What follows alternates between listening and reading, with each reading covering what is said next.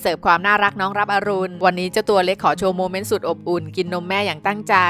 ลุงหมอบอกว่ากินนมเยอะๆจะได้แข็งแรงโตไวๆหนูตั้งใจโตไวๆจะได้ช่วยตาเต้าทำงานว่าแต่โตขึ้นจะช่วยซนหรือช่วยงานกันแน่คะขอขอบคุณคลิปน่ารักจากคุณหมอต๋องด้วยค่ะ